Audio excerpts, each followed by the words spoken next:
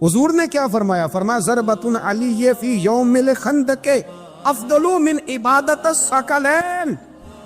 نبی پاک نے فرمایا علی کی تلوار کا ایک وار خندق کے میدان میں، ایک وار علی کی تلوار کا، فرمایا دو جہاں میں اگر سارے لوگ نفل عبادتیں کرے تو علی کو اللہ پھر بھی زیادہ درجہ عطا فرمائے گا۔ ساری دنیا کی عبادتوں سے زیادہ درجہ لے کے ایک تلوار چلا۔ نبی پاک صلی اللہ تعالی علیہ وسلم کی نگاہ فیض سے جن لوگوں کی تربیت ہوئی اور پھر انہوں نے اپنے علم سے، اپنی حکمت سے، اپنی دانائی سے اور اپنی بے پناہ جرت اور بہادری سے دنیا میں بہترین نمونہ چھوڑا، ان میں سے ایک بڑا نام حضرت مولا علی شیر خدا کا ہے۔ بالعموم ہم یہ دیکھتے ہیں کہ جو لوگ بہت زیادہ بہادر ہوتے ہیں نا، میدانوں کے ہوتے ہیں، لڑنے، جہاد کرنے، جد و جہد کرنے کا مزاج رکھتے ہیں، ان کا علم سے شغف نہیں ہوتا، پڑھنا لکھنا، دانائی کی بات کرنا، حکمت کی بات کرنا ان کا کام نہیں ہوتا، وہ تو میدان کے لوگ ہیں۔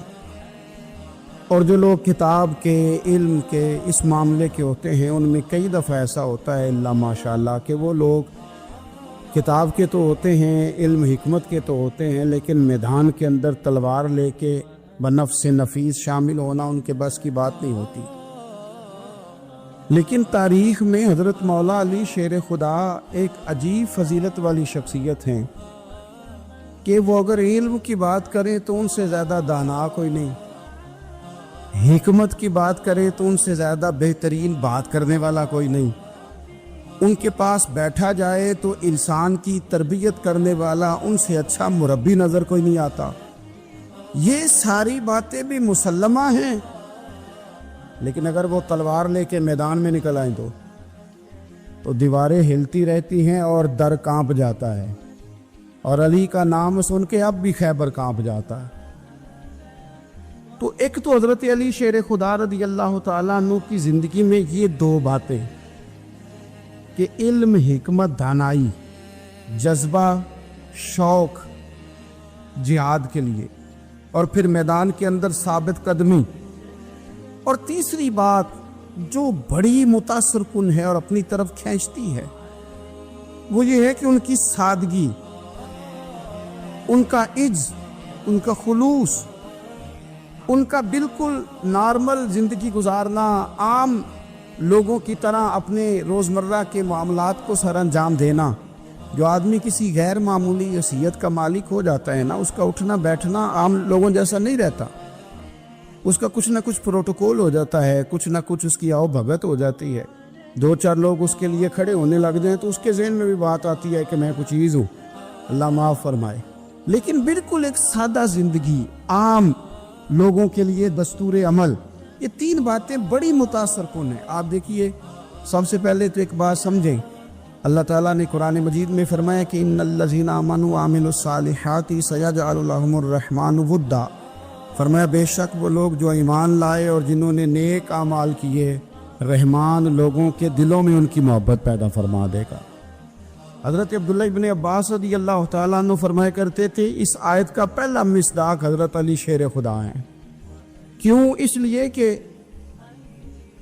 حضرت علی شیر خدا فرماتے ہیں، بخاری مسلم میں فرماتے ہیں، مجھے قسم ہے اس ذات کی جس نے زمین چیر کے دانا پیدا کیا ہے، مجھ سے رحمت عالم صلی اللہ علیہ وسلم نے وعدہ فرمایا کہ علی یاد رکھنا تم سے صرف مومن ہی پیار کرے گا، اور جس سینے میں تمہارا بغض ہوگا وہ سینہ مومن کا نہیں منافق کا ہوگا۔ تم سے مومن پیار کریں گے، مومنوں کے دلوں میں کشش ہوگی تمہارے لیے، ان کے سینے کشادہ ہوں گے تمہارے حق میں۔ حضرت مولا علی شیر خدا کی محبت، ان کا نام آئے تو دل ٹھنڈا ہو جائے، آنکھوں میں روشنی آئے، چہرہ روشن ہو جائے، تو مانا یہ ہے کہ ایمان مضبوط ہے دل میں۔ اور اگر بندہ کمزور ہونے لگ جائے، اگر اس کی کیفیات کوئی اور رنگ پیش کرے، تو مانا یہ ہے کہ ایمان سینے میں مضبوط نہیں ہے۔ حضرت علی شیر خدا سے حضور کا جو قربت کا تعلق دیکھیں، کچھ لوگ ایسے ہوتے ہیں کہ جن سے قربت ہوتی ہے. آپ نے کبھی دیکھا ہے ہر بندے سے مل کے بندہ رو نہیں سکتا, ہر بندے کو دیکھ کے رونا آتا نہیں, لیکن کچھ لوگوں سے روح ملتی ہے نا کسی کی, تو ویسے کبھی وہ بندے مل جائے نا, دل کرتا ہے تینوں سامنے بٹھا لاں تے درد پرانے چھیڑا. کچھ لوگ ایسے ہوتے ہیں جن کے ساتھ حضور تشریف فرما ہیں, حضرت علی شیر خدا کہیں گئے ہوئے ہیں, تو محبوب کیا فرماتے ہیں؟ فرماتے ہیں اللہ اس وقت تک میرے پاس حضرت اسرائیل کو نہ بھیجنا جب تک میں علی سے ملاقات نہ کر لوں. دعائیں ہو رہی ہیں کہ میری جب تک ملاقات نہ ہو جائے میرا جانے کا وقت نہ آئے. مشکات میں حدیث موجود ہے.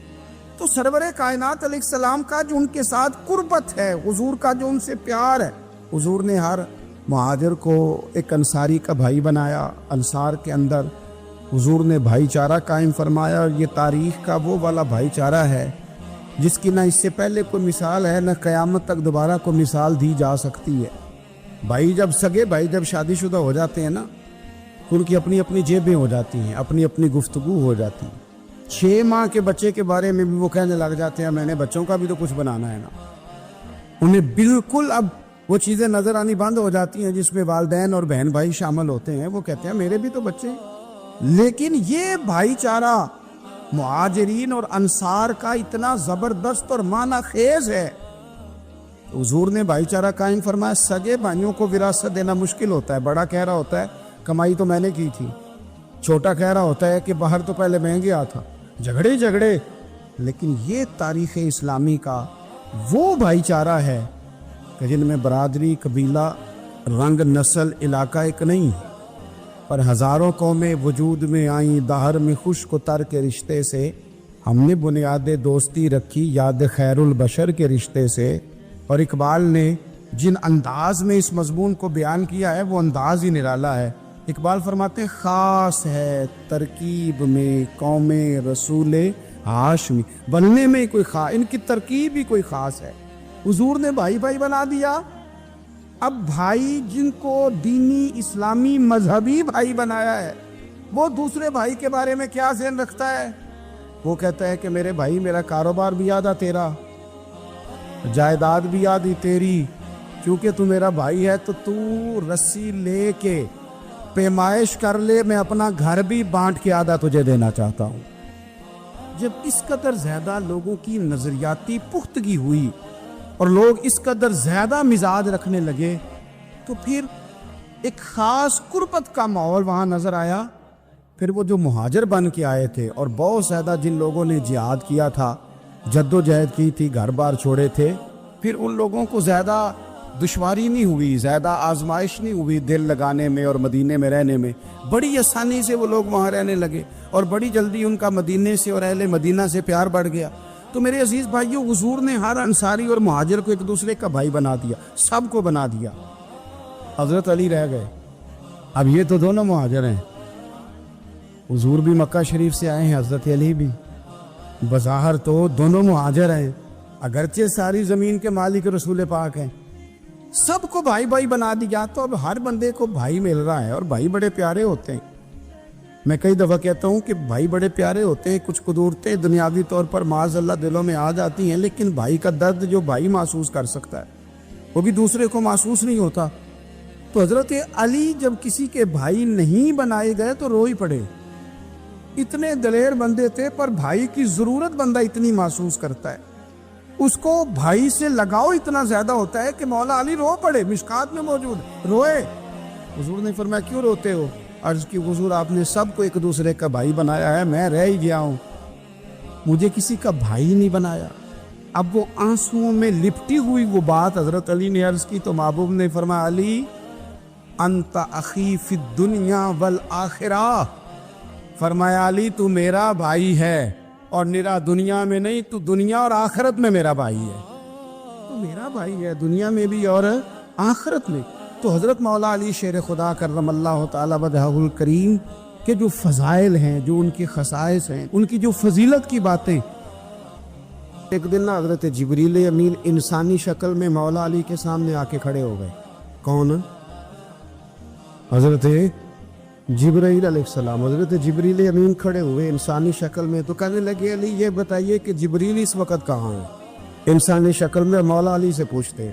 حضرت مولا علی شیر خدا رضی اللہ تعالیٰ عنہ سے جب پوچھا نا کہ جبریل امین کہاں ہے اس وقت، تو حضرت علی نے پہلے اوپر دیکھا، پھر نیچے دیکھا، پھر دائیں دیکھا، پھر بائیں دیکھا، پھر آگے دیکھا، پھر پیچھے دیکھا، فرمانے لگے جناب نہ تو اس وقت حضرت جبریل مشرق میں ہے، نہ مغرب میں ہے، نہ شمال میں ہے، نہ جنوب میں ہے، نہ 7 زمینوں میں ہے، نہ آسمانوں میں ہے۔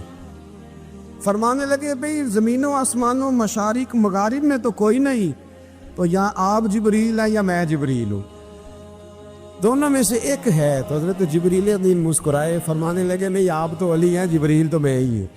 حضرت سیدنا مولا علی شیر خدا فرماتے ہیں، امام سخاوی نے القول البدیع میں لکھا ہے، فرماتے ہیں کہ حضرت عمر کا زمانہ مبارکہ تھا، میرا بڑا ہی دل کر رہا تھا سرکار کی زیارت کر۔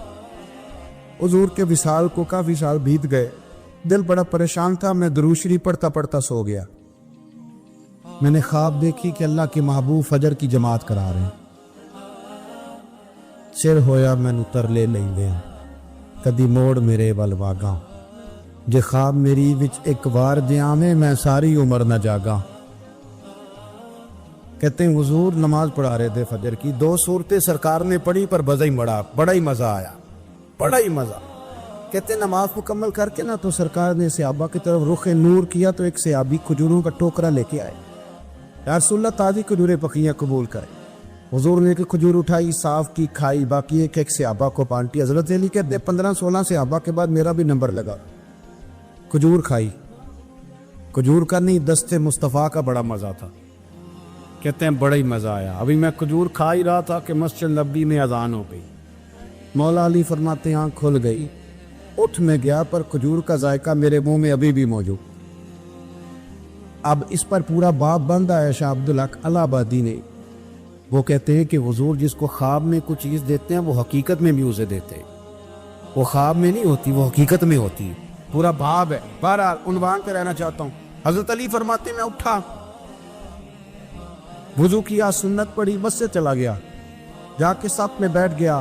عمر فاروق آئے جماعت کرانے، کہتے ہیں عمر نے نماز شروع کی تو مجھے جھٹکا تب لگا جب عمر نے بھی وہی صورت شروع کر دی جو خواب میں سرکار نے پہلی رکعت میں پڑھی۔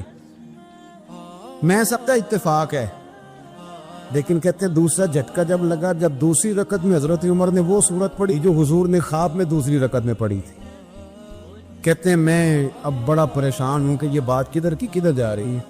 مولا علی شیر خدا فرماتے ہیں نماز مکمل ہوئی تو کھجوروں کا ٹوکرا بھی آ گیا۔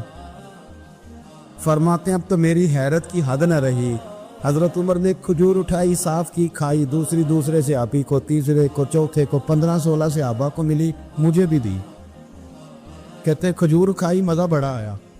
حضور سے تو دوسری مانگنے کو دل کرتا تھا پر مانگی نہیں تھی، ادب تھا۔ عمر سے تو جرانا تھا نا اپنا۔ ان کا رشک دیکھیں، آپس میں رشک دیکھیں، اسد نہیں رش۔ فرماتے ہیں جرانا تھا نا، تو میں نے عمر سے کہا یار ذرا ایک کھجور اور دینا نا ذرا ایک کھجور۔ تو کہتے ہیں جناب عمر فاروق نے کھجور اٹھائی، صاف بھی کی، میں سمجھا ملنے لگی ہے، اٹھائی بھی، صاف بھی کی، اور دوسرے صحابی کی طرف ہاتھ بڑھایا، میری طرف دیکھ کے ہلکا سا مسکرائے، فرمانے لگے علی ایسے نہ کر، اگر رات کو نبی پاک سے دوسری لیتا تو میں بھی سویرے تجھے دوسری دے دے۔ حضور سے دوسری لی نہیں، نبی پاک سے دوسری مانگی نہیں تو میں کیسے دے دوں؟ خواب میری وچ آیا سی ماہی تے میں او دے گل وچ پا لیاں باواں، ڈر دی ماری اکھ بھی نہ کھولا، ڈر دی ماری اکھ کیوں گیا یہ رات وصال دے والی، ربا اے رات مکن نہ دے می، اے رات مکن نہ دے، ڈر دی ماری میں اکھ بھی نہ کھولاں کتے پھر بچھڑ نہ جاواں۔ میرے رسول پاک کے غلام رشک کرتے تھے، رشک۔ حضرت علی کہتے ہیں میں رویا تو عمر بھی رو پڑے، کہنے لگے علی جو رات تجھے نواز کے گئے وہ میرے اوپر بھی کرم فرما کے گئے۔ رشک کریں خدا را، چھوڑ دیں حسد کرنا، چھوڑ دیں ایک دوسرے سے جلنا۔ اب تو آپ یقین کریں دیندار لوگوں کا، اہل حق لوگوں کا جواب در جواب، جواب الجواب، اس طرح ہم نے الجھایا ہے چیزوں کو کہ نہیں آنے والا آدمی کہتا ہے کہ دین کی اصل بات اصل میں بتا کون ہوا، تو میلہ لگ گیا ہے، کوئی کہانی سنا رہا ہے، کوئی بات کر رہا ہے، اس کو غلط کہہ رہا ہے، کوئی بندہ ایسا ہے ہی نہیں جو بالکل ٹھیک ہو۔ تمہارے حسد نے اتنی تباہی کر کسی کے حق میں خیر والی بات، جب آپ حسد کریں گے تو بے سکون رہیں۔ دوسری بات یہ، بے سکون بندہ پتہ کون رہتا ہے؟ میں نے یہ بھی آیت پڑھی، الا بذکر اللہ تطمئن القلوب۔ اللہ فرماتے ہیں یاد رہو، رکھو، خبردار ہو جاؤ، اللہ کا ذکر کرو گے تو دلوں میں چین ہو۔ پتہ ہے بے سکون کون رہتا ہے؟ جو نتیجہ اپنی مرضی کا مان۔ عقیدہ توحید اسلامی عقائد کی جان ہے۔ جب آپ نے کہا لا الہ الا اللہ محمد الرسول اللہ صلی اللہ علیہ وسلم، اس کا معنی یہ ہے کہ اب میں اپنے آپ کو اپنے اللہ کے حوالے کرتا ہوں۔ اب رب غریبی میں رکھے پھر بھی میں راضی ہوں، بیماری میں رکھے پھر بھی راضی ہوں، صحت میں رکھے پھر بھی، اولاد دے تو پھر بھی راضی، نہ دے تو سمجھے میری بات۔ یہ توحید ہے۔ ہم نہ ٹھیک ہونا چاہتے ہیں۔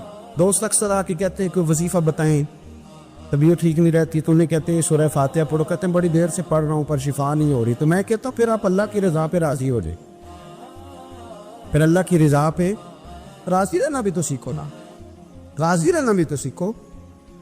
بہت ساری بے سکونی اس بات کی ہے کہ ہم ہم چاہتے ہیں میری مرضی کا سکون ہو، میری مرضی کا گھر ہو، میری مرضی کے بچے ہوں۔ بھئی ایسا نہ کریں، آپ اپنے حق میں اپنے رب کے فیصلوں کو قبول کریں، آپ قبول کریں اپنے مالک کے فیصلے۔ نبی رحمت صلی اللہ تعالی علیہ وسلم نے مولا علی شیر خدا اور حضرت عمر فاروق، بندے بھی حضور نے وہ چنے جو سرخیل ہیں دونوں، مولا علی فاروق اعظم امیر المومنین، دونوں کو بلایا اور بلا کے فرمایا یہ میرا جبہ لے جاؤ اور میرے بعد، میرے وصال کے بعد وہاں جانا کرن میں تمہیں اویس ملے گا، اسے میرا جبہ دینا۔ اور دیکھو کیا خوبصورتی ہے لفظوں میں، یہ بات ان کی شان کو کہاں سے کہاں لے گئی۔ محبوب فرمانے لگے اسے کہنا میری امت کی بخشش کی دعا کرے، اسے کہنا میری امت کی بخشش کی۔ حضرت علی المرتضیٰ کا رتبہ بھی ان سے زیادہ ہے، جناب عمر کا رتبہ بھی، اس کا مطلب ہے بڑا بھی چھوٹے سے کبھی کبھی دعا کے لیے کہہ سکتا ہے کہ یار میرے لیے دعا کر دینا۔ نبی کریم علیہ السلام نے جبہ دیا، جبہ دے کے بھیجا۔ حضرت عمر گئے ملنے، جناب مولا علی گئے، جا کے پوچھا وہ کدھر ہے، کہا وہ دیوانے سے ہے، گھومتے رہتے۔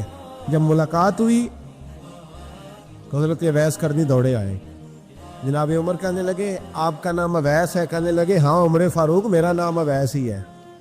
پھر آگے بڑھ کے کہنے لگے علی آپ کی طبیعت مبارک کیسی ہے؟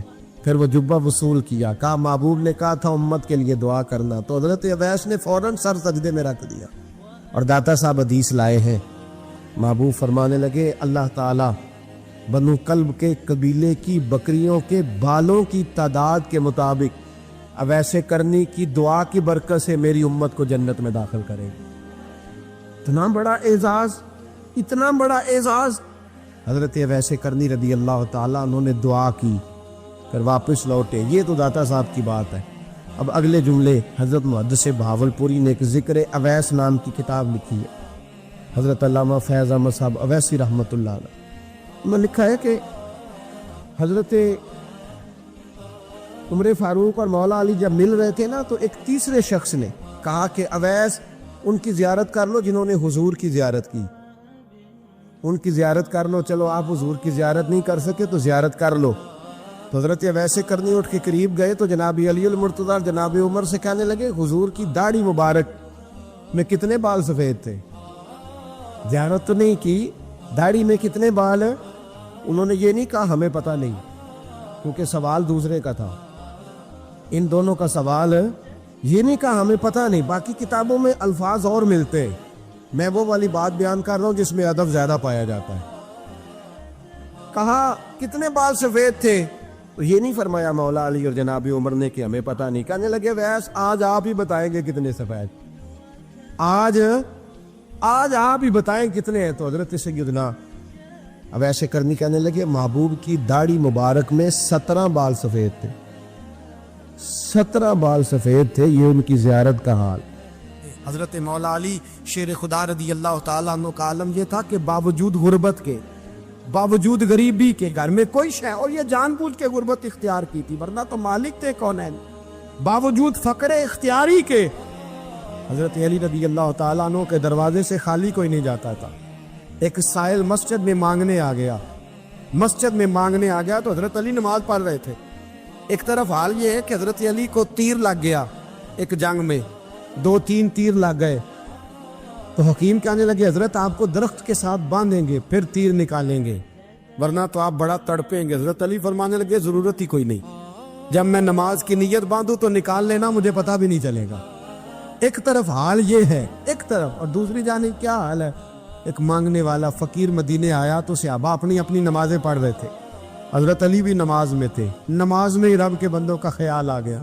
حضور کی حدیث میں نے سنائی تھی نا, نبی پاک فرماتے ہیں میں اللہ کی نماز پڑھ رہا ہوتا ہوں, پر بوڑھے کا خیال آتا ہے تو نماز چھوٹی کر دیتا ہوں, بیمار کا خیال آتا ہے تو چھوٹی. حضرت علی کہتے ہیں مسجد میں آ کے پکارا تو میں نے سلام بھی پھیرنے کا انتظار نہیں کیا, میرے پاس چاندی کی انگوٹھی تھی, میں نے فوراً اتاری اور نماز کے دوران ہی میں نے اس کی جانب پھینک دی. فرماتے ہیں اس سائل نے جا کے حضور کو بتایا, حضور آج میں مسجد میں گیا ہوں, سب نماز پڑھ رہے تھے, کچھ ملا نہیں. حضور نے فرمایا وہاں علی نہیں تھے؟ حضور تھے. فرمایا میرا کچھ ملا؟ کہا حضور اس نے تو نماز پڑھتے پڑھتے بھی سخاوت کر دی ہے, نماز پڑھتے پڑھتے بھی سخاوت کر دی. مالاں والے سخی نہیں ہوندے. کون پیسے والے سخی؟ میں نہیں دیا کہا, میاں صاحب کہہ رہے ہیں مالاں والے سخی نہیں ہوندے. تے سخیاں مال نہیں ہوندا, ایتھے اوتھے دعا جہان نہیں, سخی کنگال نہیں ہوندا. نبی پاک نے فرمایا جس کی جیب میں پیسے ہیں وہ سخی نہیں ہوتا, جس کا دل بڑا ہے وہ سخی ہوتا ہے. حضرت علی شیر خدا گھر میں 3 دن کھانا نہیں پکتا, پر جو آتا ہے وہ جھولی بھر کے لے کے جاتا ہے, وہ جھولی بھر کے. بھائی زندگی اس کی ہے جس کی دین کے کام لگ گئی, ورنہ لوگ وقت ضائع کر کے چلے جاتے ہیں. پیسہ کمانا, دولت کمانا, رزق حلال کمانا عبادت ہے, پر اس کو دین ایمان بنا لینا حسن نہیں زندگی کا. لوگ اپنا آپ ضائع کر دیتے, اپنا آپ ضائع نہ کرو. شیر خدا کا محل کوئی نہیں تھا, پر لگتا ہے ساری کائنات شیر خدا کی جاگیر ہے. حضرت علی رضی اللہ تعالیٰ عنہ کا بینک بیلنس نہیں تھا, لیکن آج اگر اللہ کسی کو نور بصیرت دے تو وہ اٹھ کے دیکھے کائنات میں جتنا کچھ بھی ہے, آج پورے عالم دنیا میں, عالم اسلام میں حضرت علی کا ہی ذکر ہو رہا ہوں. پوری دنیا حضرت علی کا. پھر اللہ نے فہم دیا, بصیرت دی, حضرت علی کو اللہ نے علم دیا. بہت بڑے عالم تھے حضرت علی, بہت بڑے. حضرت سیدنا عمر فاروق رضی اللہ تعالیٰ عنہ فرماتے ہیں اگر ہمارے درمیان علی نہ ہوتے ہم ہلاک ہو جاتے. جہاں کوئی مسئلہ بنتا شیر خدا اس مسئلے کو حل کرتے, بلکہ حضور نے فرمایا میں علم کا شہر ہوں, علی اس کا دروازہ ہے. حضرت جبریل امین علیہ السلام آئے انسانی شکل میں, حضرت علی کے سامنے کھڑے ہو کے کہنے لگے علی سنا ہے آپ شہر علم کے دروازے ہیں. حضرت علی کہنے لگے میں نے نہیں کہا, یہ تو میرے رسول نے کرم فرمایا ہے. کہنے لگے چلو بتاؤ جبریل اس وقت کہاں ہے؟ حضرت علی نے اوپر دیکھا, نیچے دیکھا, دائیں بائیں, آگے پیچھے دیکھا. فرمانے لگے نہ تو اس وقت 7 آسمانوں پہ ہے, نہ 7 زمینوں پہ ہے, نہ مشرق مغرب شمال اور جنوب میں ہے. فرمانے لگے یا تو جبریل ہے یا میں جبریل ہوں, ایک ہے دونوں میں سے. تو حضرت جبریل کہنے لگے علی سچ کا ہے مصطفیٰ نے, تو واقعہ علم کا دروازہ ہے, تو علی ہے, جبریل تو میں ہی ہوں, میں ہی ہوں جبریل. یہ ان کے علم کی وسعت, یہ ان کی حکمت اور دانائی کی وسعت. یہ کہاں یہ جو فہم و فراست ہے نا میرے بھائی, یہ کتابیں پڑھنے سے زیادہ نہیں آتی, کتابیں رہنمائی کرتی. فہم و فراست پرہیزگاری سے آتی ہے. اللہ فرماتا ہے یا ایھا الذین آمنوا ان تتقوا اللہ یجعل لکم فرقان, اگر تم اللہ سے ڈرو گے تو اللہ تمہیں بصیرت کا نور عطا فرمائے, باطن کی آنکھیں دے دیتا ہے. جب بندہ اللہ امام مالک سے کسی نے کہا تھا حضور میرا حافظہ کمزور ہو گیا, تو فرمایا گناہ کرنے چھوڑ دے, علم اللہ کا نور ہے, گناہ گاروں کو نہیں دیا جاتا. تیرے ذہن کے اندر جب وسوسے بچیں گے تو اللہ کا نور کیسے آئے گا؟ حضرت علی کی زندگی مشعل راہ ہے, اس کو اپنائیں. حضرت علی کا سجدوں سے پیار ہے, سخاوتوں سے پیار ہے, عبادتوں سے پیار ہے, جہاد سے پیار ہے, ان کا مہمان نوازی سے پیار ہے, ان کا گرمی کے روزے سے پیار ہے, ان کا میدان سے پیار ہے. اپنے آپ کو ان لوگوں کی سیرت کا حامل بنائیں, نقوش قدم چلنے کی کوشش کریں. اسلام وارفتگی والا دین ہے, اسلام محبت والا دین ہے, ذوق والا دین ہے, شوق والا. میری ملت میں آج جو آدمی بڑا گناہ گار ہوتا ہے, نہ کلین شیف ہوتا ہے, بے نمازی ہوتا ہے, بڑا سخت ہوتا ہے, نوجوان بڑا کچھ کرتا ہے, یہ ان ساری غلطیوں کے باوجود بھی جب نبی پاک کا نام آتا ہے تو اس کے سینے میں جذبات ابھر جاتے ہیں، کیونکہ اسلام ایک ذوق کا نام ہے، ایک شوق کا نام ہے، ایک درد کا نام۔ جب رسول کریم صلی اللہ علیہ وسلم کی بات آتی ہے تو گرچہ وہ بڑا گناہگار ہے لیکن اس کے اندر حضور کی محبت موجود ہوتی ہے، وہ چھلک آتی ہے، اس کا چہرہ کھل اٹھتا ہے کہ یہ رسول کریم کی بات ہو رہی ہے صلی اللہ علیہ۔ تو اسلام ہمیں آداب سکھاتا ہے، نسبتوں کا ادب سکھاتا ہے، اسلام ہمیں اکرام سکھاتا ہے، اسلام ہمیں کہتا ہے کہ استاد کی اولاد کا بھی ادب کرو، اسلام ہمیں کہتا ہے کہ اپنے محسن کے بچوں کا بھی ادب کرو۔ اسلام یہ بتاتا ہے۔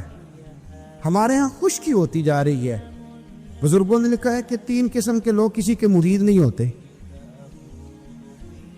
ایک چودھری صاحب جو ہوتے ہیں وہ بھی کسی کے عقیدت مند ہو سکتے ہیں، ان کے اپنے بڑے مرید ہوتے ہیں۔ تو اسی طرح جو آدمی پڑھ لکھ جائے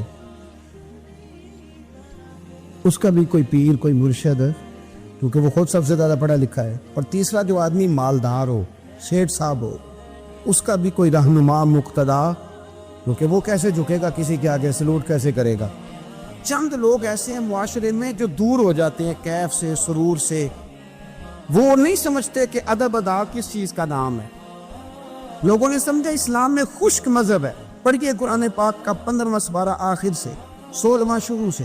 حضرت خضر علیہ السلام گئے،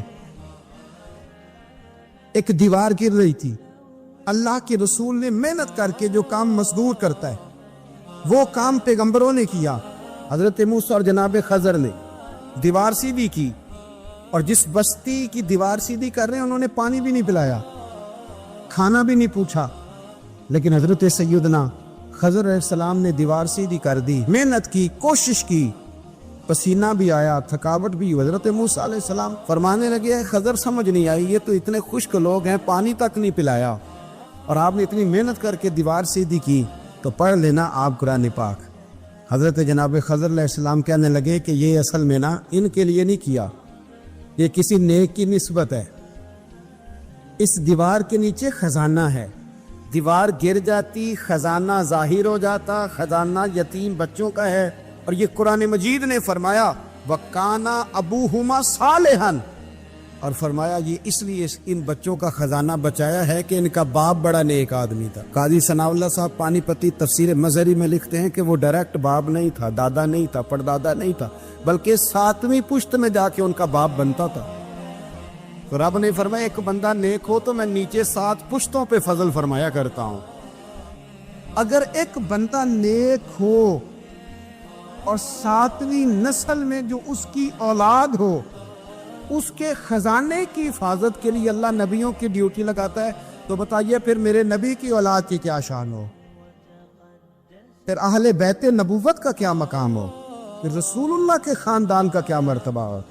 ہم لوگ سمجھتے ہیں کہ بھائی مفت میں سلوٹ کیوں کریں جی، پیار کیا ہوتا ہے، ادب کیا ہوتا ہے۔ پہلی بات یہ ہے کہ ادب ہی ہوتا ہے۔ اماں انگوٹھا چھاپ ہے، بالکل ان پڑھ ہے، ناظرہ قرآن مجید بھی نہیں پڑھنا آتا، بیگم صاحبہ نے MA B.Ed اس کے بعد MPhil میں داخلہ لیا ہوا ہے، ادب کس کا کرنا ہے، بیگم کا کہ اماں کا؟ اماں تو ان پڑھ ہے، بیوی پڑھی لکھی ہے، صرف MA کیا ہوا ہے، B.Ed بھی کیا ہوا ہے، MPhil کر رہی ہے، اماں کا کیوں ادب کرنا ہے؟ اس لیے کہ اماں کا ادب اللہ رسول نے بتایا۔ اماں کا ادب ہو سکتا ہے بیوی بڑی اچھی قاریہ ہو، عمدہ قرآن پڑھتی ہو، حافظہ ہو، عالمہ ہو، اماں کو ناظرہ بھی نہ پڑھنا ہے، پر جنت پھر بھی ماں کے قدموں کے نیچے ہی ہے۔ یہ سمجھ لیں ادب والے کا ادب۔ امام راضی نے ایک بات لکھی ہے، وہ کہتے ہیں جو قاضی ہوتا ہے نا، قاضی جج، اس کے آداب لکھے ہیں امام راضی۔ فرماتے ہیں اگر جج کے پاس مقدمہ آ جائے نا باپ اور بیٹے کا آپس میں جھگڑا ہے، اسے پتہ چل جائے کہ باپ سچا ہے بیٹا جھوٹا ہے، تو 100 دفعہ کہہ دے کہ باپ سچا ہے بیٹا جھوٹا ہے، باپ سچا ہے بیٹا جھوٹا ہے، باپ سچا ہے بیٹا جھوٹا ہے۔ لیکن اگر اسے پتہ چل جائے نا کہ بیٹا سچا ہے اور ابا غلطی پہ ہے، اب یہ تو 100 دفعہ کہے کہ بیٹا ٹھیک کہتا ہے، بیٹا سچا ہے، بیٹا سچا ہے، پر ایک دفعہ بھی یہ نہ کہے کہ ابا جھوٹا ہے، حالانکہ مطلب یہی ہے۔ اگر بیٹا سچا ہے تو پھر خود بخود سمجھ آتی ہے کہ ابا جی غلطی پہ ہے. لیکن ادب کا تقاضا یہ ہے کہ جج بھی یہ نہ کہے کہ باپ جھوٹا ہے اگرچہ وہ غلطی پر ہے, یہ تو کہہ دے کہ بیٹا, اس لیے کہ ادب والے کا جو مقام ادب ہے وہاں ادب کیا جائے, جو مقام اکرام ہے وہاں اکرام, وہاں آپ خشک نہیں بنیں گے. جہاں جھکنا ہے وہاں بہرحال جھکنا ہے, جہاں سلوٹ کرنی ہے بہرحال وہاں سلوٹ کرنی ہے. جن کا ہمارے اوپر ادب لازم ہے ہم نے ان کا ادب. امام اعظم ابو حنیفہ رحمۃ اللہ علیہ ایک جنگل میں ایک باغ میں بیٹھے تھے, شاگرد ساتھ تھے, امام ابو یوسف تھے اور بھی آپ کے شاگرد تھے, تو کچھ لکھ رہے تھے. علماء جب کتابیں لکھتے ہیں تو 20 کتابیں انہوں نے کھول کے نشانیاں رکھ کے دائیں بائیں رکھی ہوتی, مختلف قسم کے نوٹس ہوتے ہیں, بڑا کچھ بکھرا ہوا تھا. شاگرد تھے, باغ کے ایک کونے میں بچے کھیل رہے تھے. وہ بچے بچوں میں سے ایک بچے کی گیند آ گئی باغ میں, بچہ گیند لینے آیا تو امام صاحب اٹھ کے کھڑے ہو گئے, تو کاغذ شاغذ سارے بکھر گئے. بچہ گیند لے کے چلا گیا, شاگرد چوپ رہے, چلو دوبارہ سے کتابیں سمیٹی, ڈھونڈا سارا کچھ, پھر سے کام شروع ہوا. چند منٹ گزرے تو بچہ پھر آ گیا گیند لینے. امام صاحب پھر اٹھے, پھر سارا کچھ بکھر گیا. شاگردوں نے برداشت کیا. سارے شاگردوں میں برداشت ہی نہیں ہوتی, شاگردوں کی بھی موج ہوتی ہے. شاگردوں مریدوں کا بھی اپنا اپنا وقت ہوتا ہے خدمت کرنے کا, اپنا اپنا سٹائل ہوتا ہے ادب کرنے کا. دور بڑا منفرد آ گیا. تیسری دفعہ, چوتھی دفعہ, 5 دفعہ ہو گئے تو بس شاگردوں کی جو صبر تھا, حوصلہ, وہ جواب دے گیا. بچہ پتہ نہیں کتنی دفعہ آئے گا. جب وہ بچہ پھر آیا, امام صاحب بوڑھے آدمی تھے, گھٹنوں میں درد بھی تھی, بڑی مشکل سے اٹھتے, چیزیں ساری بکھر جاتی ہیں. وہ بچہ جب 7ویں دفعہ تو امام صاحب پھر اٹھے, تکلیف سے اٹھے. امام ابو یوسف عرض کرنے لگے, حضور یہ بچہ ہے, اس کی تو ڈیوٹی لگی ہوئی ہے گیند لانے کی, تو 100 دفعہ آئے گا. تو امام صاحب فرمانے لگے کہ 100 دفعہ آیا تو میں 100 دفعہ اٹھوں گا, آنے دو. کہ حضور کیوں آپ اٹھیں گے؟ فرمایا یہ میرے استاد کا پوتا ہے. اصلا نال جے نیکی کریے تے نسلاں تاک نہیں بھول دے. سن لو, اصلا نال جے نیکی کریے تے نسلاں تاک, ہاں بے اصلاں نال نیکی کریے تے پھول کنڈیاں نال تول دے.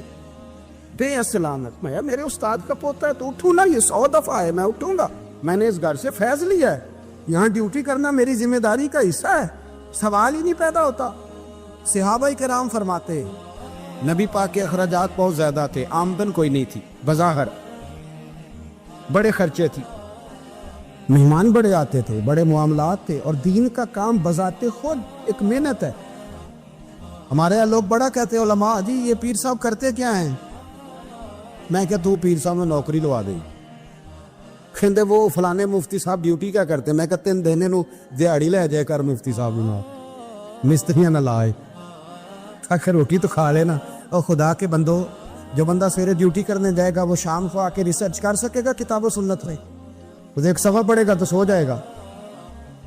اس لیے حضرت عمر فاروق نے یہ کام امت کو بتایا, فرمایا علماء کو تنخواہ دو.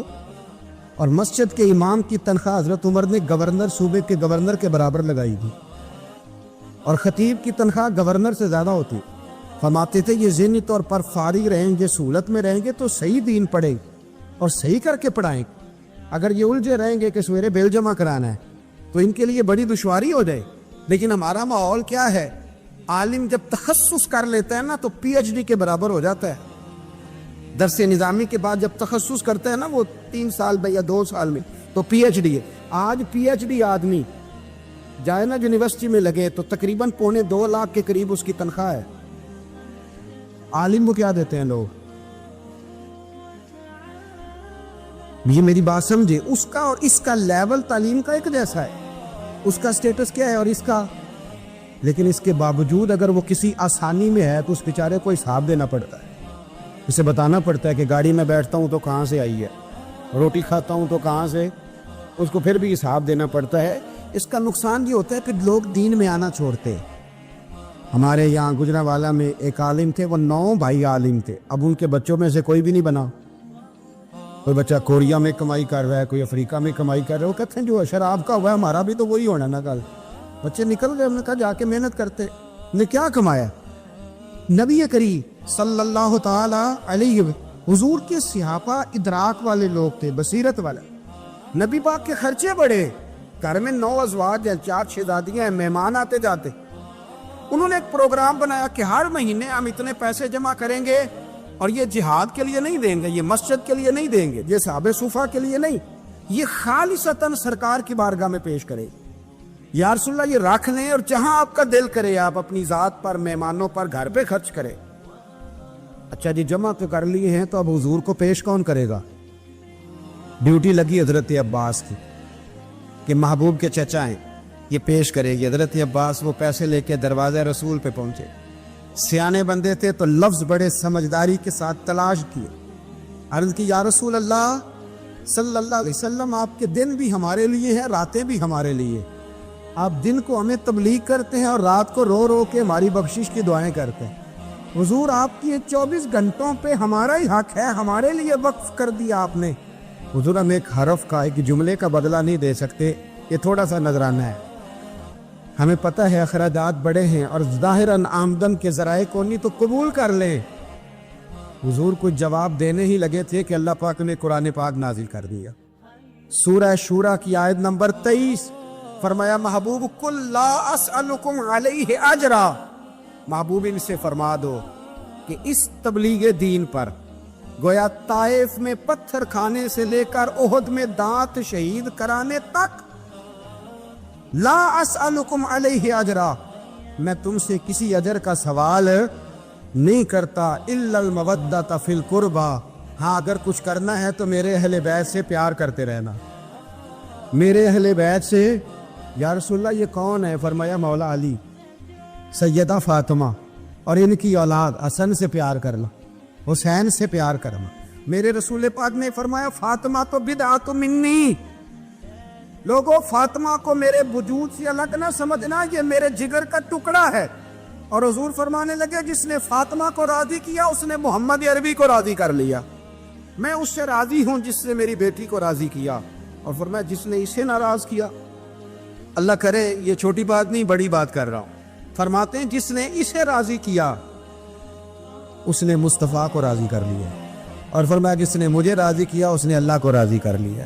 اور حضور فرمانے لگے النظر الی وجہ علی عبادہ، علی کو تو دیکھتے رہو گے تو رب کی عبادت کا ثواب ملتا رہے گا. کچھ لوگ پریشان تھے کہ حضور سارے تو نہیں نہ دیکھ سکیں گے مولا علی کو. حضور نے اس کا بھی جواب دیا، فرمایا ذکر علی عبادہ، تو بس علی علی کہتا رہے، تجھے رب کی عبادت کا ثواب ملتا رہے گا. علی کا ذکر بھی عبادت. اس خاندان کے ساتھ پیار کرنا. میرے اعلیٰ حضرت فاضل بریلوی رحمت اللہ علیہ سے کسی نے پوچھا سید کو زکوٰۃ دے لیں؟ اس کا سادہ سا جواب تھا نہیں لگتی، بات ختم ہو جاتی. پر اعلیٰ حضرت نے ایک پورا صفحہ لکھا، بلکہ 1.5 صفحہ ہے، فتاوی رضویہ کی 8ویں جلد میں. حضور زکوٰۃ دے لیں تو اعلیٰ حضرت نے دلائل لکھے کہ سید کو زکوٰۃ نہیں لگتی. پھر آخر میں کہنے لگے جن کے نانا کا صدقہ کھاتے ہو انہیں زکوٰۃ دینی ہے. آپ فرمانے لگے تو نبی پاک کے مبارک بچوں پر اپنا مال خرچ کر، یہاں بھی اجر ملے گا وہاں بھی اجر ملے گا. اور پھر اعلیٰ حضرت نے حدیث لکھی ہے کنز المال کے حوالے سے. کمال کرتے ہیں جب آپ اس طرف آتے ہیں نا، خدمت سادات کا پورا باب بیان کیا. فرمانے لگے رسول کریم علیہ السلام نے فرمایا جس نے عبد المطلب کی اولاد کے ساتھ نیکی کی، بات ہی ختم کر دی. عبد المطلب کی اولاد میں حضرت عباس کا خاندان بھی شامل، عبد المطلب کی اولاد میں حضرت جعفر طیار کا خاندان بھی شامل، حضرت سیدنا میر حمزہ کے بچے بھی شامل. حضور فرمانے لگے جس نے عبد المطلب کی اولاد کے ساتھ نیکی کی، قیامت کے دن مجھ پر لازم ہے کہ جب وہ مجھ سے ملے گا تو میں اسے صلہ دوں گا، میں اسے. اعلیٰ حضرت یہ حدیث لکھ کے کہتے ہیں ہمیں صلے کی ضرورت ہی نہیں ہے. جو نبی پاک نے کہہ دیا نا جب وہ مجھ سے ملے گا، تو مصطفیٰ سے ملنا ہی سب سے بڑا صلہ ہے، یہی سب سے بڑا صلہ ہے. بیدم شاہ بارسی کہنے لگے عدم سے لائی ہے ہستی میں آرزو رسول، عدم سے لائی ہے ہستی میں آرزو رسول، یہ کہاں کہاں لیے پھرتی ہے جستجو رسول. ہمیں عدم سے لائی ہے ہستی میں آرزو رسول، اور کہاں کہاں لیے پھرتی ہے جستجو رسول. عجب تماشا ہو میدان حشر میں بیدم کہ سب ہوں پیش خدا اور میں روبرو رسول، سب ہوں پیش خدا اور میں روبرو رسول. میں حضور کے سامنے. تو محبوب فرمانے لگے جب وہ ملے گا نا تو اجر میں دوں گا. تو پتہ یہ چلا خدمت سادات، ان سے پیار کرنا، اہل بیت نبوت سے ان کی شان کو سمجھی۔ ایک موقع پر نبی پاک صلی اللہ تعالیٰ علیہ وسلم نے ارادہ فرمایا کہ حضرت علی کو اپنا نائب بنا کے مدینہ منورہ میں چھوڑ کے جایا جائے۔ محبوب کریم علیہ السلام جب بھی تشریف لے جاتے تھے تو کسی ایک کو نائب بنا کر مدینہ منورہ میں چھوڑ جاتے۔ حضرت عبداللہ ابن مختوم رضی اللہ تعالیٰ عنہ کو بھی ایک دفعہ حضور چھوڑ کے گئے، تو ایک جنگ کے موقع پر محبوب نے حضرت علی شیر خدا سے کہا کہ آپ کو میں اپنا نائب بنا کے یہاں چھوڑ کے جاتا ہوں۔ یہاں لوگ جان چھڑاتے ہیں، کام کا جب وقت آتا ہے، میدان میں نکلنے کا وقت آتا ہے تو جان چھڑاتے ہیں، اور وہ کہتے ہیں کہ باقی سارے کام دے لو، جب وقت مشکل آئے تو پھر ہمیں کام نہ بتاؤ۔ اب مشکل وقت ہے، جہاد میں جانا ہے۔ حضرت مولا علی شیر خدا کرم اللہ تعالی وجہہ الکریم کو حضور نے فرمایا کہ اس دفعہ میرا ارادہ بنا ہے کہ تمہیں چھوڑ کے جاؤں۔ تو حضرت علی کو چھوڑ کے جایا جا رہا ہے، ان کو مدینے میں رہنا ہے، میدان میں نہیں جانا۔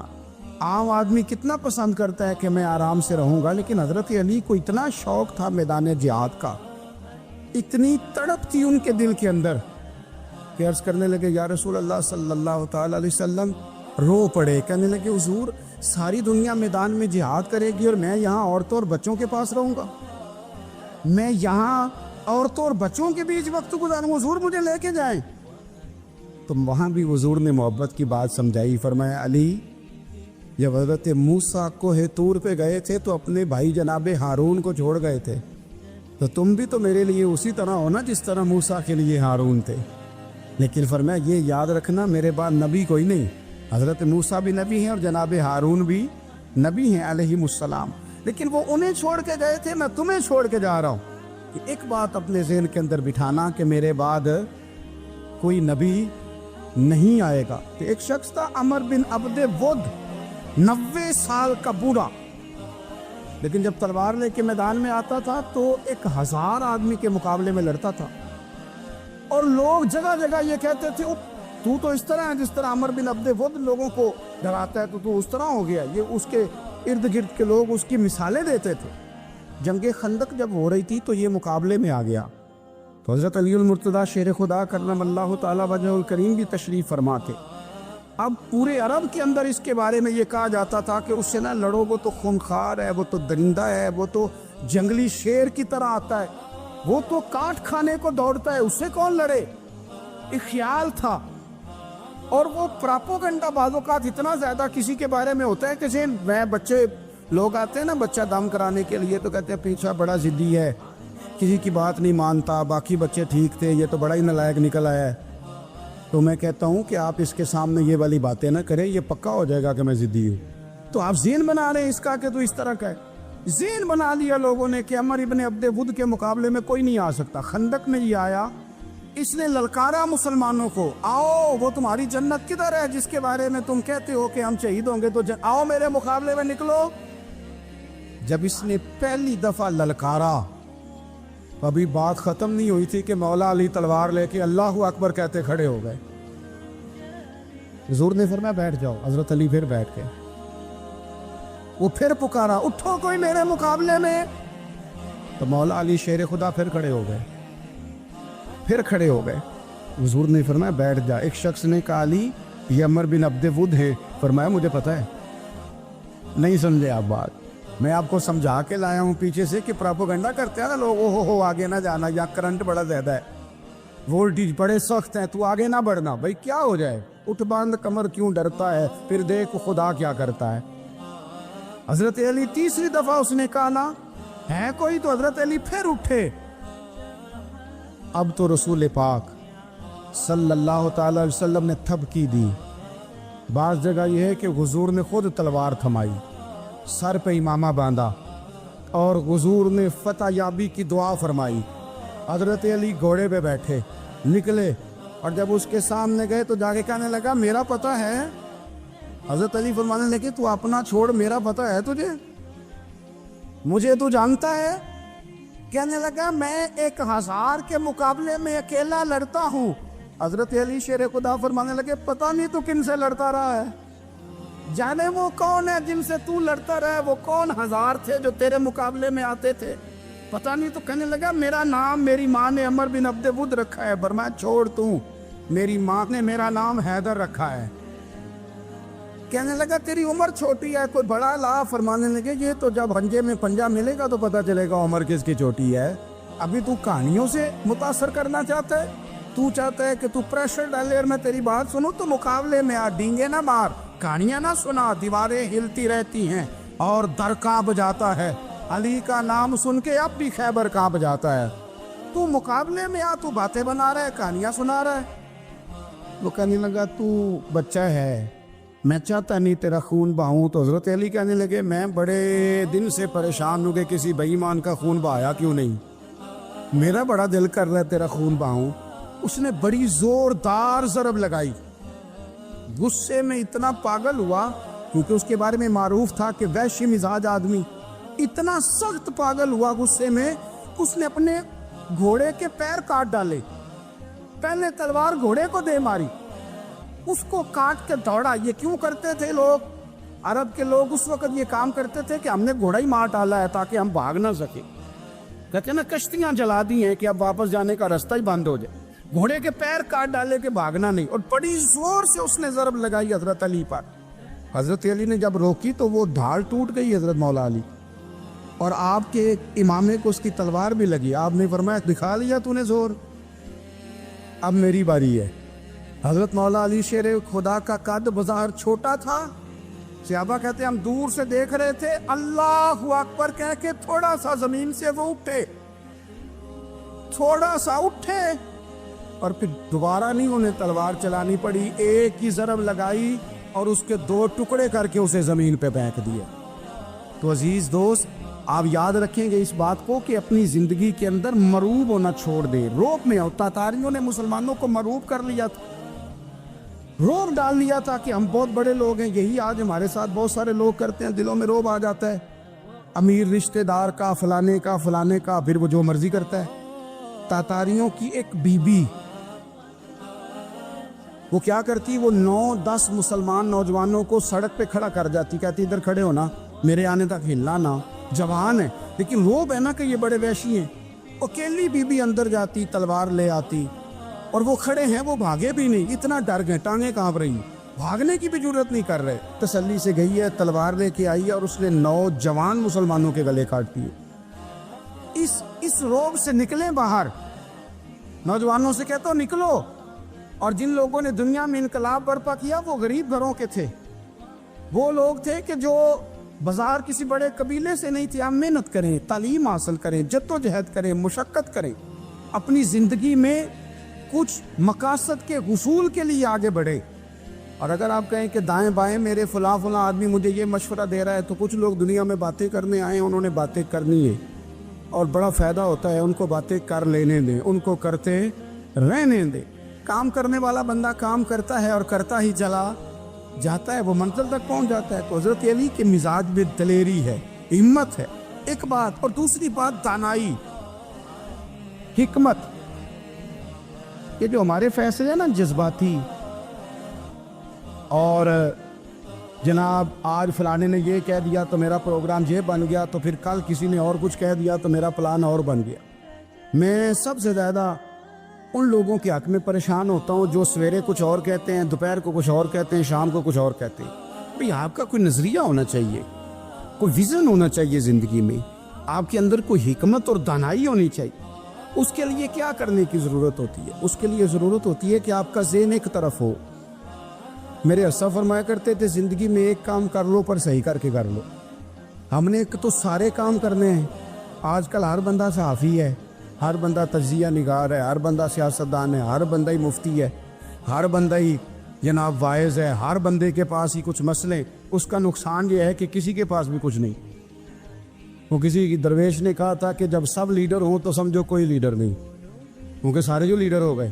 میرے عزیز، ایک طرف ذہن کو رکھے اور اپنے اس کام میں کمال پیدا کریں۔ حضرت مولا علی شیر خدا کو اللہ نے حکمت دی تھی۔ نبی پاک صلی اللہ تعالی وسلم کے صحابی حضرت عبداللہ ابن مسعود رضی اللہ تعالیٰ عنہ فرماتے ہیں، امام ابو نعیم نے لکھا ہے کہ حضرت عبداللہ ابن مسعود فرماتے ہیں نبی پاک صلی اللہ علیہ وسلم نے فرمایا اگر حکمت کے 10 حصے کیے جائیں نا دانائی کے 10 حصے کیے جائیں تو اس میں سے 9 حصے اللہ تعالیٰ نے حضرت علی کو عطا فرمائے اور ایک حصہ باقی لوگوں کو ملا ہے۔ دانا تھے، معاملہ فہم۔ کچھ بندے بڑے منافق قسم کے تھے تو حضرت علی اذان ہو گئی تو وہ حضرت مولا علی شیر خدا کے پاس آگے، اذان ہو گئی، حضرت علی نے جماعت کرانی، ان کا خیال تھا کہ آج ہم نے جماعت لیٹ کرانی ہے کسی طریقے سے۔ ہم چونکہ زیادہ باتیں، میں دوستوں سے کہتا ہوں بہت زیادہ خبریں نہ دیکھا کرو، بہت زیادہ بھی چیزیں نہ سنا کرو۔ آپ تو میرے بھائی موبائل کے اندر چلے جائیں گے، پھر باہر کی دنیا تو اور ہے، تو تھوڑا باہر بھی نکلیں تصویروں سے، تھوڑا باہر بھی آئیں، دیگر معاملات بھی دیکھیں۔ ہمیں بڑے بڑے اچھے لوگ زندگی میں مل جائیں گے لیکن ہم ان کے قریب نہیں جاتے، ہم دیکھتے نہیں کہ اصل بات کیا ہے، سنی سنائی چیزوں پر زیادہ گمان کرتے ہیں۔ اب حضرت علی چونکہ بڑے دانا تھے، مصلی پہ بڑھ رہے ہیں، جماعت کری کرنی، اللہ اکبر کہہ رہے ہیں، بندوں کا خیال تھا نماز لیٹ کرانی ہے، نے فٹافٹ حضرت علی سے کہا کہ حضور ذرا وہ جانور تو بتائیے گا کتنے ہیں جو انڈے دیتے ہیں، اور ذرا وہ بھی بتائیے گا جو بچے دیتے ہیں۔ یہ ذرا اب کتنے کو بندہ جانور گنے، آہستہ آہستہ بندہ شمار کرے، وہ بکری جو ہے وہ بچہ دیتی ہے، مرغی انڈا دیتی ہے، اور گائیں جو ہے وہ بچہ دیتی ہے، اور بطخ جو ہے وہ انڈا دیتی ہے، بندہ تو یہ گننے لگ جائے۔ تو حضرت علی شیر خدا یہاں ہاتھ ہیں، فرمانے لگے گھر جا کے گن لینا، موٹی سی بات بتاتا ہوں، جن جانوروں کے کان باہر ہوتے ہیں وہ بچے دیتے ہیں، جن کے اندر ہوتے ہیں وہ انڈے دیتے ہیں۔ اللہ اکبر، نماز کی نیت باندھ لی تم کننا گھر جا کے، موٹی سی بات بتا دیتا ہوں۔ وہ صاحب کہتے ہیں میں حضرت علی رضی اللہ تعالیٰ عنہ کو جانے آیا تھا، میں خود بڑا الجھ گیا، یہ کیا ماجرا ہے، کیا معمہ ہے کہ 2 فکروں میں انہوں نے بات کو سمیٹا اور کمال کر دی۔ کہنے لگے گھر جا کے گننا، یہاں ٹائم نہیں، نماز کا وقت ہے، بس جن کے کان اندر ہے نا وہ انڈے دیتے ہیں، جن کے باہر ہیں وہ جا کے حساب کرنا۔ آپ ڈھونڈ لیں، تلاش کر لیں، چلے جائیں ماہرین کے پاس، پر شیر خدا شعر ہی ہے۔ حضرت مولا علی کے جملوں میں کمال ہے، ان کی دانائی، ان کا تدبر، ان کی حکمت، ان کا فہم، ان کی فراست، ان کا کمال۔ ایک شخص بڑی دور سے آیا، اس نے کہا حضور مجھے نا لمبی باتیں یاد نہیں رہتی، 2 باتیں بس بتا دیں میں عمل کروں تو زندگی بن جائے، 2 باتیں۔ تو حضرت علی فرمانے لگے لمبی امیدیں نہ لگانا، لمبی امیدیں نہ لگانا، موت کا پتہ نہیں کب آ جائے۔ منصوبہ بندی ضرور کرنا آنے والی نسلوں کے لیے، اپنی ذات کے لیے لمبی امیدیں نہ باندھنا، یہ بھی کر لوں گا، یہ بھی کر لوں گا۔ ہم ریٹائر نہیں ہوتے زندگی بھر، پلان پہ پلان، پلان پہ پلان۔ تو اگر ہم پلان کر رہے ہوتے ہیں تو جو ہمارے نیچے ہوتے ہیں وہ ہمیں ریٹائر کرنے کا پلان کر رہے ہوتے ہیں۔ اولادیں تک والدین کو کمزور کرنے کے در پہ ہوتی ہے کہ اب یہ ہٹے تو ہماری باری آئے۔ حضرت علی فرمانے لگے 2 کام، ایک تو لمبی امید نہ باندھنا، اور دوسرا فرمایا اپنے نفس کی خواہش کی پیروی سے بچنا۔ دنیا میں رسوا وہ لوگ ہو جاتے ہیں جو اپنے نفس کی خواہش کی پیروی کرتے ہیں، وہ بزدل ہو جاتے ہیں جو خواہشات نفسانی کے پیچھے بھاگتے ہیں، یہ کام نہ کرنا۔ امام راضی کہتے ہیں کہ سیدہ فاطمہ الزہرا رضی اللہ تعالی عنہ کے دونوں شہزادے حسنین کریمین بیمار ہو گئے تو سیدہ نے منت مانگی کہ بچوں کو شفا ہوگی تو 3 روزے رکھوں گی۔ شفا ہو گئی، روزے بھی رکھ لیے، اور جب مولا علی شیر خدا روزہ رکھنے کے لیے بیدار ہوئے، سیدہ فاطمہ الزہرا بیدار ہوئی تو امام حسن اور حسین بھی اٹھ گئے، 7-8 سال کی عمر، اماں جی ہم نے بھی رکھنا ہے۔ صبح کھجور اور دودھ سے روزہ رکھ لیا گیا۔ عین افطاری کے وقت مولا علی کہتے ہیں فاقے چل رہے تھے، کہیں سے میں جاؤں لایا تھوڑے سے، سیدہ فاطمہ الزہرا نے پیس کر روٹیاں پکائیں۔ وہ وقت جو بڑا مشکل ہوتا ہے افطار کا، کہتے ہیں اس وقت جب کھانے کے لیے بالکل ہاتھ آگے بڑھنے لگے اور امید تھی کہ ابھی سیدنا بلال اللہ اکبر کہیں گے تو روزہ کھلے گا، لیکن ابھی چند ہی منٹ رہتے تھے کہ دروازے پر ایک فقیر نے صدا دی، کہنے لگا سارے مدینے کے دروازے کھٹکھٹا آیا ہوں، قحط ہے، فاقہ ہے، اے رسول اللہ کے خاندان والو، میں یتیم ہوں، کسی نے بتایا ہے کہ اور کوئی دروازہ کھلے نہ کھلے سیدہ کا دروازہ تیرے لیے ضرور کھلے گا، کیا یتیم کو روٹی ملے گی؟ تو حضرت مولا علی نے بچوں کی طرف دیکھا ہی تھا کہ امام حسن ساری روٹیاں جا کے دروازے پہ دے آئے، کھجور اور پانی سے افطار ہو گیا۔ صبح پھر کھجور اور دودھ سے روزہ رکھا۔ امام راضی کہتے ہیں این وہ وقت جب افطار کا ٹائم آیا تو پھر دروازے پہ کسی نے صدا دی، کہا اے رسول اللہ کے خاندان والوں میں مسکین ہوں، رات سے روٹی کھائی ہے، نہ صبح کھا سکا نہ دوپہر، کسی نے بتایا ہے کہ اس دروازے سے خالی کوئی نہیں جاتا۔ امام حسن نے پھر سارا لنگر اٹھایا اور پھر جا کے دے دیا۔ تیسرا دن پھر ہوا، مجھے لگتا ہے کہ جب افطار کا ٹائم آیا ہوگا نا تو یہ خود ہی سارے دروازے پہ دیکھتے ہوں گے، یہ کوئی آیا نہیں لینے والا ابھی تک، لگتا ہے کہ نظریں دروازے پہ تھیں۔ این افطار کے وقت 3 روٹیاں جب جاؤں کی پک کے آئی تو ایک بھکاری نے صدا دی، کہنے لگا میں قیدی ہوں، آج ہی قید سے رہائی ملی ہے، پہلے دن کسی کے دروازے پہ صدا دی ہے روٹی ملے گی۔ امام حسن وہ کھانا دے کے واپس لوٹے، کھجور اور پانی سے افطار ہوا، اور جیسے ہی مسجد نبوی میں تینوں باپ بیٹا نماز پڑھنے گئے تو مولا علی کہتے مجھے بتانا نہیں پڑا، رسول کریم نے میری طرف دیکھ کے فرمایا علی تیرا، فاطمہ کا، حسن اور حسین کا 3 دن والا عمل خدا کو بھی بڑا پسند آیا ہے اور محمد مصطفیٰ کو بھی بڑا پسند آیا، بڑا پسندیدہ عمل۔ میں کہتا ہوں کہ حضرت فاطمہ نے نا ان کی تربیت پہلے ہی کر دی تھی، 3 دن بغیر افطار کے روزہ رکھنے کی، وہ ٹریننگ گھر سے ہو چکی تھی۔ اب میدان کربلا میں 3 دن بھوکا پیاسا رہنا ان کے لیے مشکل نہیں تھا۔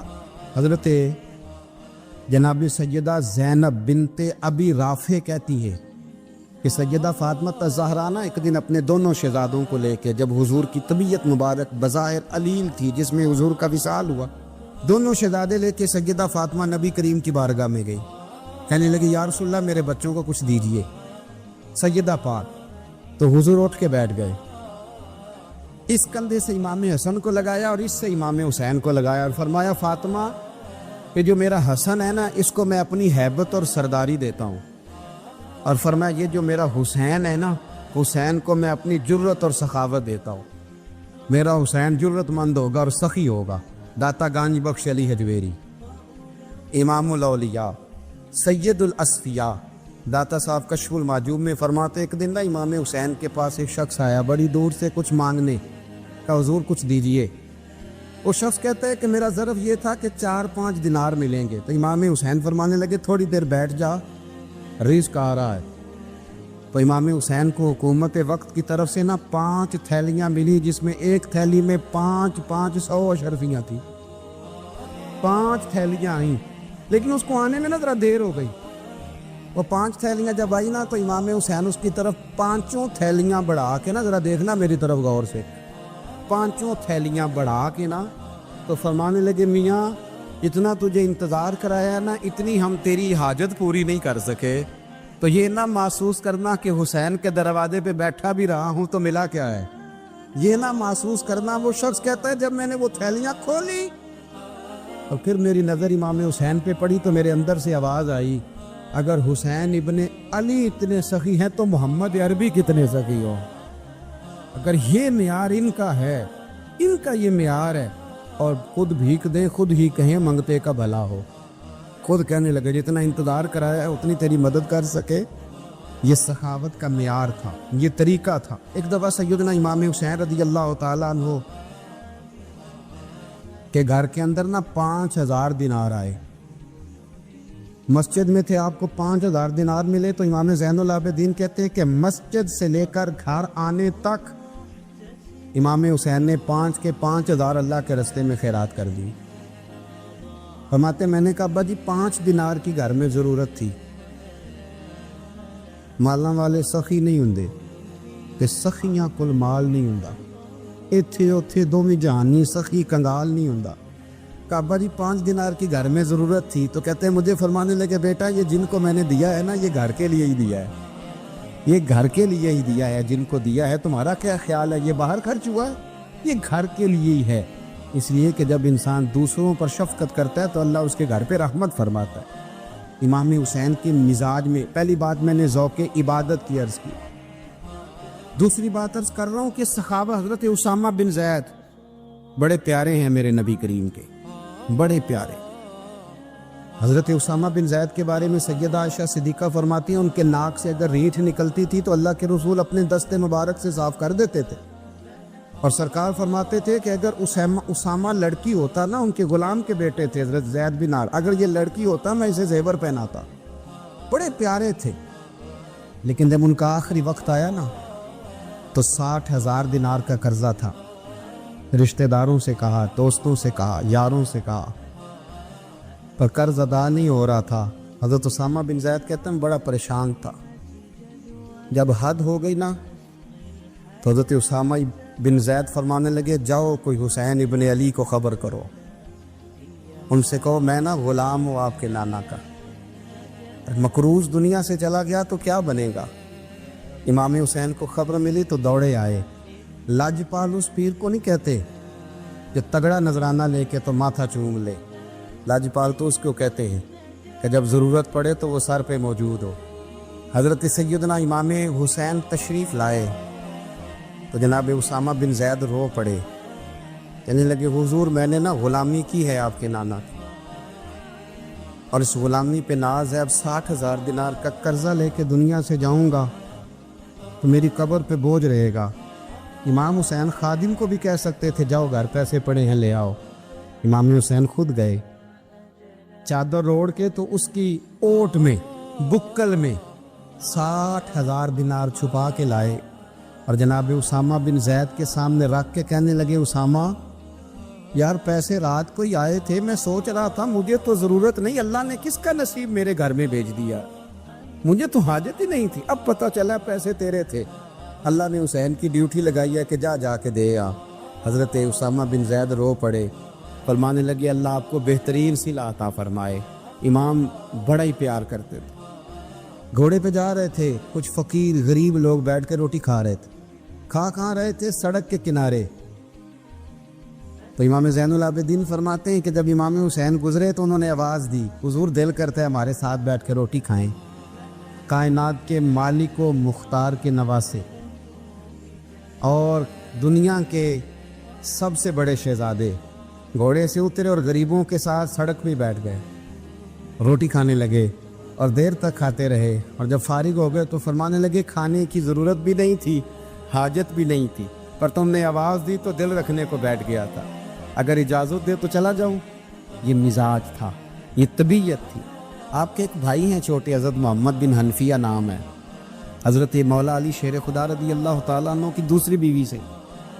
ایک دن حضرت امام حسین ان کے گھر میں بیٹھے تھے تو کسی بات میں نا اختلاف رائے ہو گیا، تو امام علی مقام ناراض ہو گئے، فرمایا آج کے بعد تیرے گھر نہیں آؤں گا، رومال اٹھایا چلے گئے۔ لوگوں نے حضرت محمد بن حنفیہ رضی اللہ تعالیٰ عنہ سے کہا حسین تو ناراض ہو گئے، کبھی نہیں آئیں گے۔ آپ فرمانے لگے بھائی تمہارا ہے کہ میرا؟ کہا جی بھائی تو آپ کے ہیں۔ فرمایا اگر کہو تو چند منٹوں میں حسین واپس آئے؟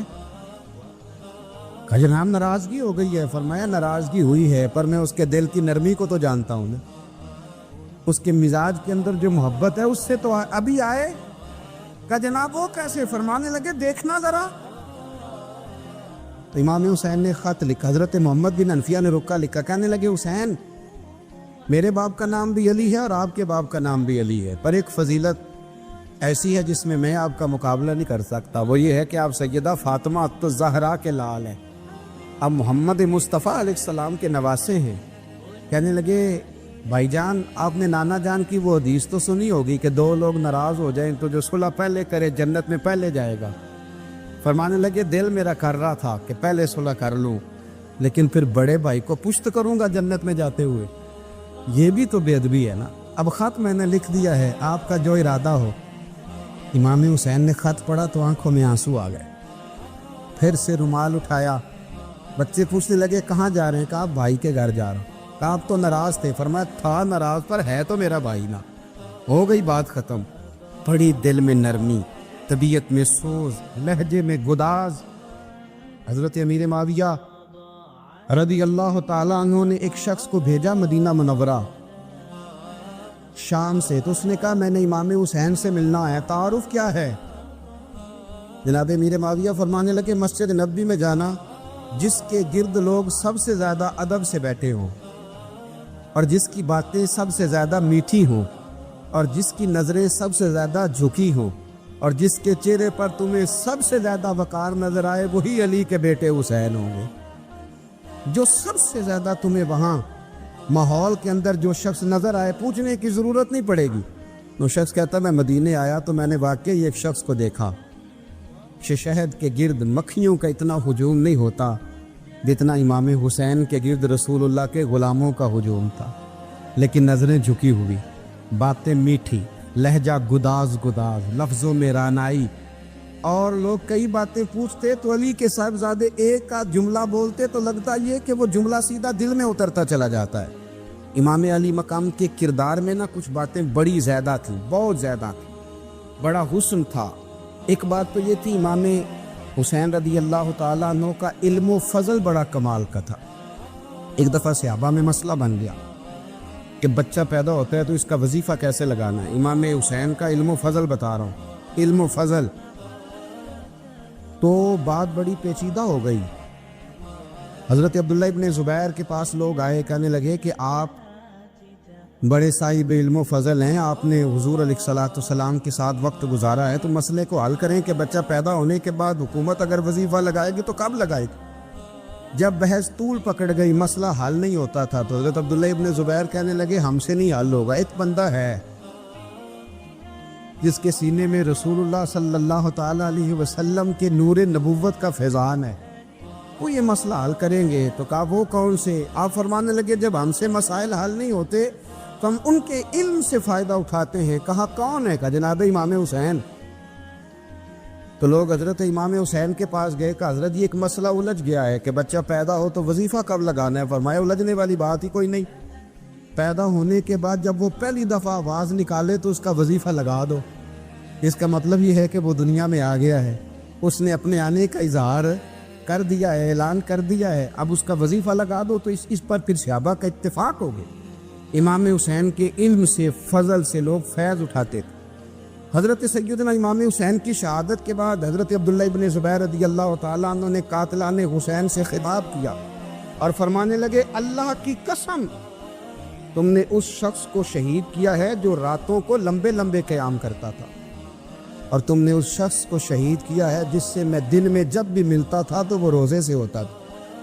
تم نے اس شخص کو شہید کیا جو قائم اللیل تھا، صائم الدہر تھا، اس شخص کو تم نے شہید کیا۔ آپ کو پتہ ہے کہ میدان کربلا میں جب 9 محرم کو ابن سعد نے امام حسین سے کہا کہ جنگ کرو اگر یزید کی بیعت نہیں کرنی، تو امام حسین نے فرمایا ایک رات کی مہلت دے دو، ایک رات کی مہلت دے دو۔ حضرت امام زین العابدین کہتے ہیں میں نے اپنے والد گرامی سے عرض کی کہ ابا جی آپ جہاد سے دور جانے والے تو ہیں نہیں، آپ تو جہاد سے پیار کرنے والے، اور یہ بھی پتہ ہے مجھے کہ یہ جنگ اب ہو کے رہے گی، تو ایک رات کی مہلت لینے کا معنی کیا ہے؟ بھئی کل بھی لڑنا ہے اور رات بھی لڑنا ہے، تو ابا جی ایک رات کی مہلت۔ تو سیدنا امام حسین رضی اللہ تعالیٰ عنہ فرمانے لگے بیٹا رات کی مہلت اس لیے لی ہے کہ میں آج رات کھل کے اپنے رب کی عبادت کر لوں، میں استغفار کر لوں، میں لمبے سجدے کروں۔ اور کہا زین العابدین تو جانتا ہے نا کہ مجھے نماز سے، تلاوت سے، دعا سے اور استغفار سے بڑا پیار ہے۔ رسول کریم علیہ السلام نے فرمایا، جامع ترمذی میں موجود ہے، فرمایا میں جا رہا ہوں پر تمہیں 2 بڑی بھاری بڑی وزنی چیزیں دے کے جا رہا ہوں۔ صحیح 6 کی روایت، 2 وزنی چیزیں تمہارے بیچ چھوڑ کے جا رہا ہوں، اگر ان کو تھام کے رہو گے تو کبھی گمراہی تمہارے پاس نہیں آئے گی۔ یا رسول اللہ وہ کون کون سی؟ فرمایا ایک اللہ کی کتاب دے کے جا رہا ہوں اور دوسرا اپنا خاندان دے کے جا رہا ہوں۔ اگر اہل بیت نبوت کو تھامے رہو گے، ہمارے بزرگوں نے لکھا ہے کہ یہ جو حضور نے کتاب اللہ اور پھر اپنی اہل بیت کا تذکرہ فرمایا، تو اس کا مطلب یہ ہے کہ تھیوری دیکھنی ہوئی تو قرآن دیکھنا، اور پریکٹیکل دیکھنا ہوا تو علی اور فاطمہ کو دیکھنا، حسن اور حسین کو دیکھنا، ان کو دیکھنا۔ نبی کریم علیہ الصلوۃ والسلام کے اہل بیت مینارہ نور ہیں، ان کی محبت، ان کا پیار کیوں بھلا؟ اس لیے کہ یہ وہ خوبصورت لوگ ہیں جن کو خود میرے نبی پاک نے تراشا ہے۔ ان کی سیرت میں جتنے رنگ ہیں وہ رسول کریم نے خود بھرے، ان کی ایک ایک بات کا خیال نبی پاک نے رکھا ہے۔ وضو